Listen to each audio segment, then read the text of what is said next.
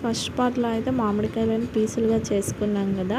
ఇప్పుడైతే పావు కిలో వెల్లుల్లి పేస్ట్, జీలకర్ర, ఆవాలు, మెంతుల పౌడర్, వెల్లుల్లి, కేజీ పావు సాల్ట్, హాఫ్ కేజీ కారం, లీటర్ నువ్వుల నూనె. నాకు మొత్తం 5½ కేజీస్ వరకు వచ్చినాయి పీసులు. ఇందులో కొంచెం ఆయిల్ వేసుకొని మంచిగా కలుపుకొని ఇందులో వెల్లుల్లి పేస్ట్, అలాగే మెంతులు, జీలకర్ర, ఆవాల పౌడరు తగినంత వేసుకొని మన కేజీ పావు సాల్ట్ వేసుకొని హాఫ్ కేజీ కారపొడి కూడా వేసుకొని మంచిగా కలుపుకోవాలి. ఇందులోనే లాస్ట్లో మన మిగిలిన ఆయిల్ అలాగే వెల్లుల్లి కూడా వేసుకొని మంచిగా కలుపుకొని ఒక మంచి డబ్బాలో ఎత్తుకోండి. జాడీ ఉంటే జాడీలో తీసుకోండి. నాకు జాడీ లేదు కాబట్టి ప్లాస్టిక్ డబ్బాలో ఎత్తుకున్నాను.